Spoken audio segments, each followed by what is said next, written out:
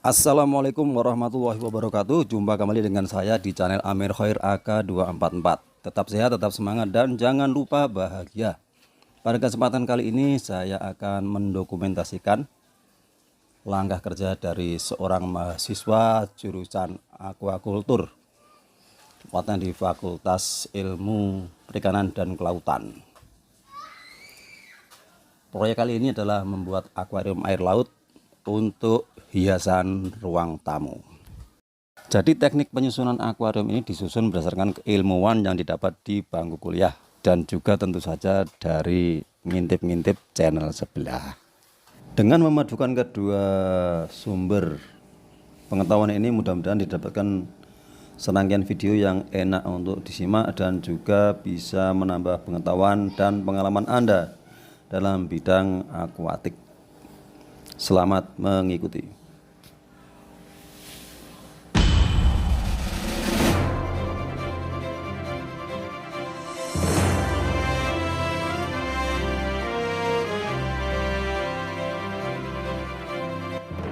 Proyek ini dimulai pada tanggal 3 Februari tahun 2022 meskipun rencananya sudah dimulai sejak awal Januari tahun 2022, namun karena kendala pihak luar yaitu pihak ketiga yang dipasrai untuk pemesanan akuarium dan lain-lain mengalami pending, maka proyek baru terlaksana pada Februari tahun 2022.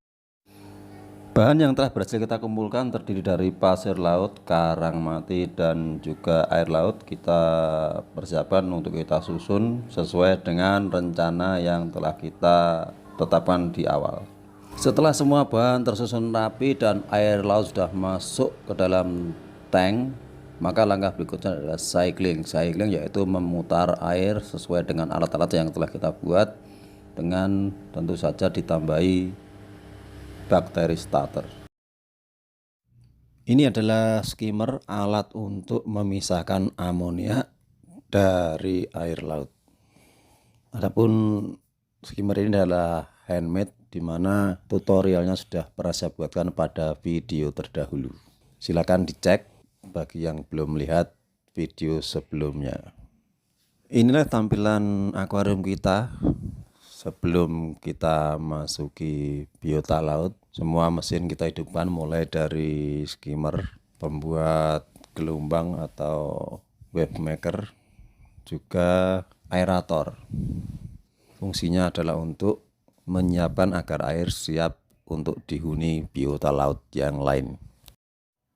Dan ini adalah bakteri starter yang juga handmade alias buatan sendiri, merupakan larutan dari beberapa bahan yang teorinya tentu saja sudah didapatkan di bangku kuliah, namun bagi Anda yang ingin mencari praktisnya langsung bisa saja dicari di toko akuatik terdekat, langsung siap pakai, tentu saja dengan kualitas yang standar, tidak bisa istimewa.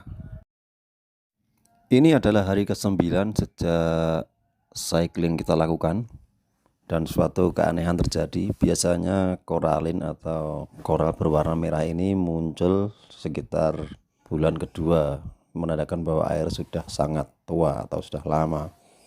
Namun baru hari ke-9 koralin ini sudah muncul. Entah apa yang menyebabkan, ya ini merupakan keberuntungan bagi kita agar tidak terlalu lama menunggu proses cycling. Karena proses cycling adalah proses di mana kita benar-benar dilatih kesabarannya, karena setiap hari kita hanya menatap akuarium yang kosong tanpa ada ikan atau terumbu karang yang bisa kita nikmati pergerakannya.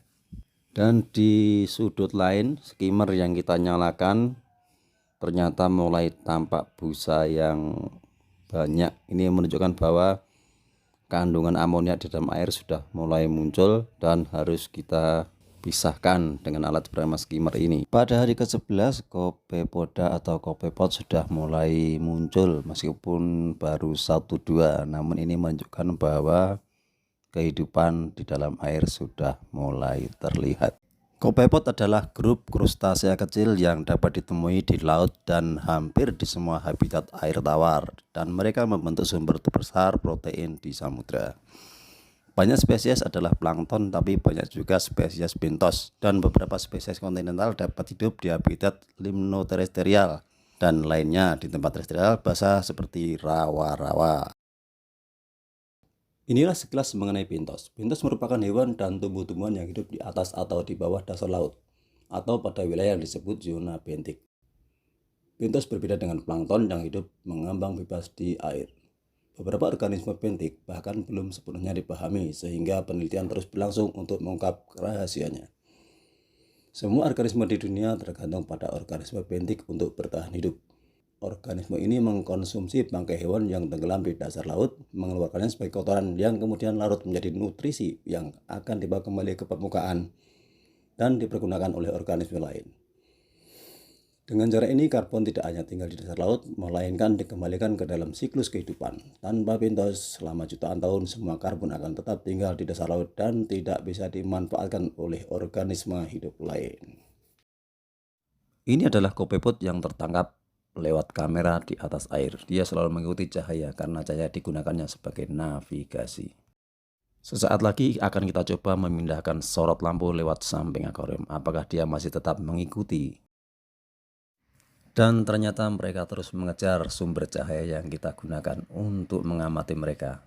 Inilah jumlah atau kondisi keadaan mereka pada hari ke-15, tepatnya tanggal 18 Februari tahun 2022. Dan ini adalah pengambilan gambar dari samping, sementara lampu kita tempatkan di atas sehingga mereka tertarik ke atas, dan gambar kita ambil dari samping.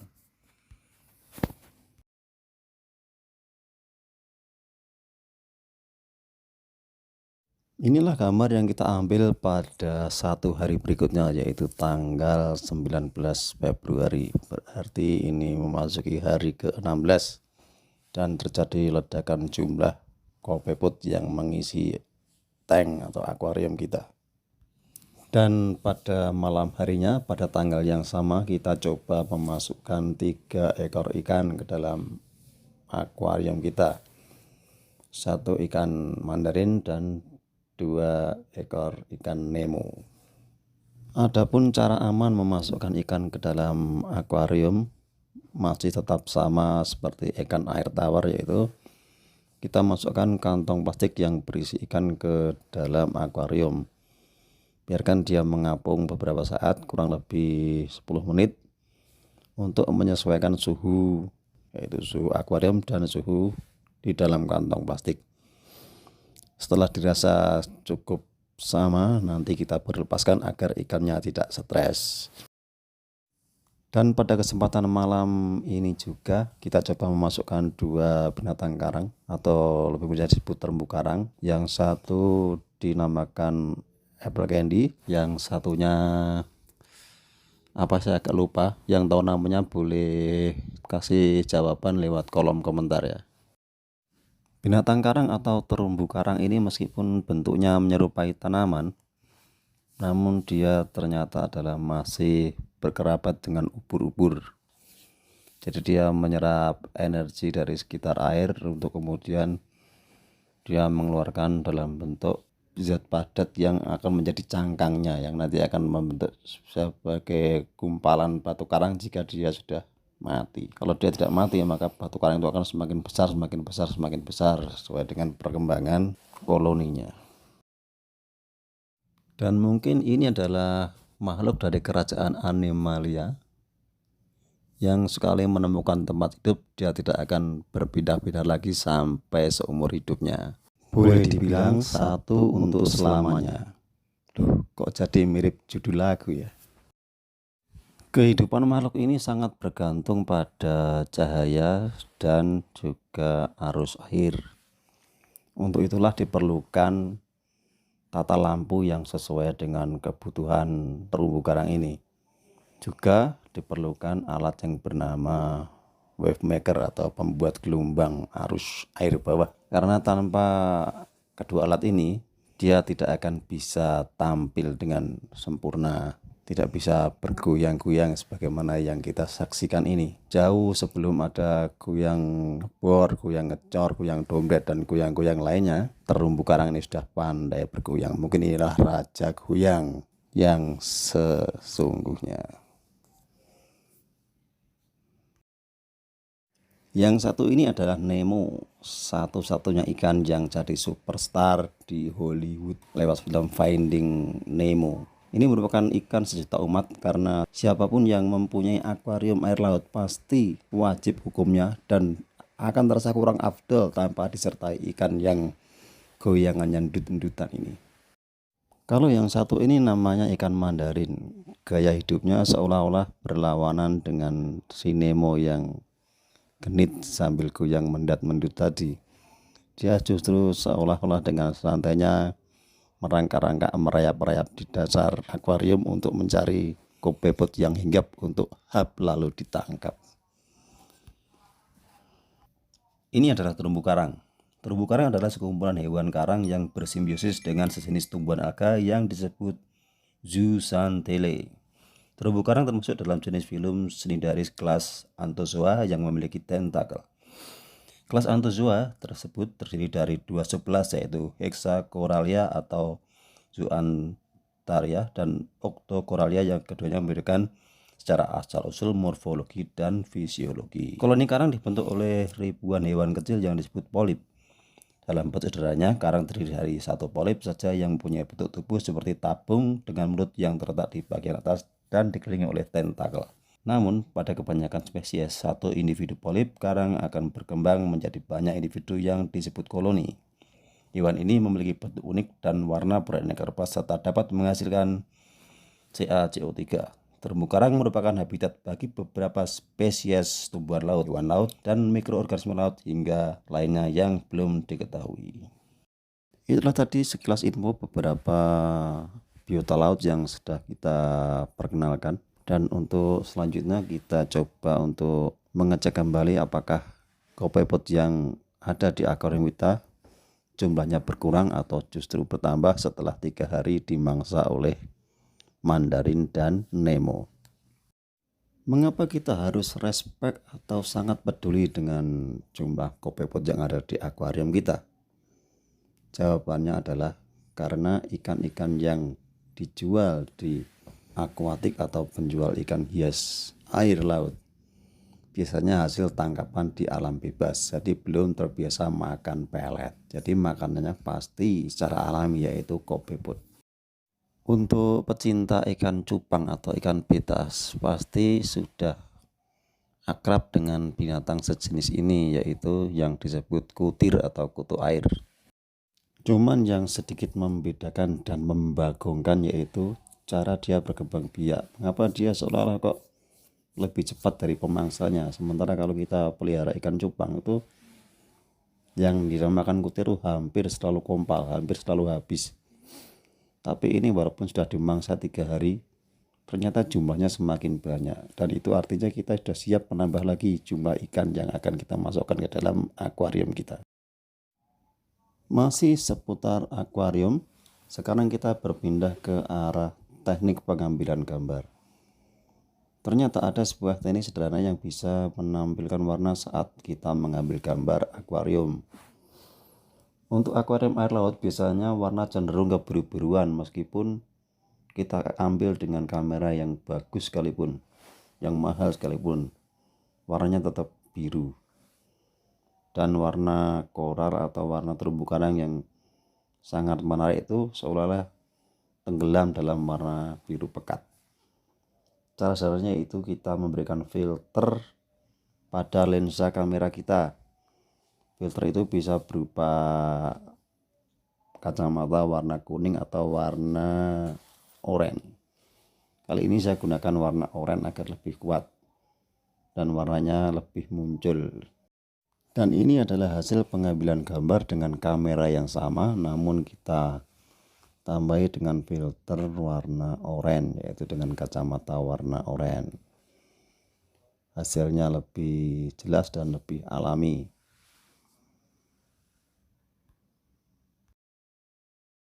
Setelah mengetahui jumlah kopepot yang aman untuk dikonsumsi para penghuni akuarium, kita coba lagi untuk menambah populasi ikan.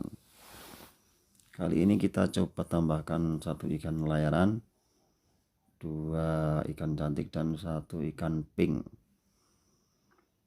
Namun ternyata dari keempat ikan ini, yang 3 suka bersembunyi, jadi sulit tertangkap kamera. Terutama ikan pink ini suka sembunyi, hanya menongolkan moncongnya saja ini. Kalau ikan cantik sesekali masih muncul, tapi yang paling sering muncul adalah ikan layaran, yang bentuknya kalau di ikan air tawar itu seperti ikan manfish ya. Cuma yang sedikit mengkhawatirkan, kenapa ikan layaran ini kok suka mematuk-matuk karang yang ada di bawah itu ya, padahal karang itu paling mahal harganya ini. Wah, ini kalau sampai mati ini rugi ini.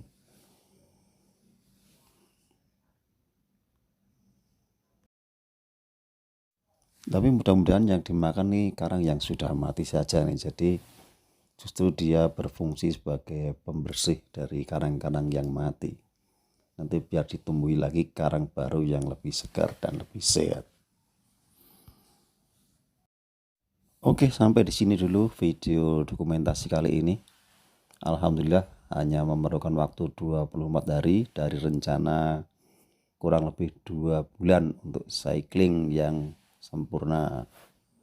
Ternyata kita diberi keuntungan dengan tumbuhnya biota pendukung pada akar ini lebih cepat dari jadwal yang sewajarnya. Terima kasih buat yang sudah menonton hingga detik ini. Semoga Anda terhibur dan terinspirasi. Tetap sehat, tetap semangat, dan jangan lupa bahagia. Wassalamualaikum warahmatullahi wabarakatuh.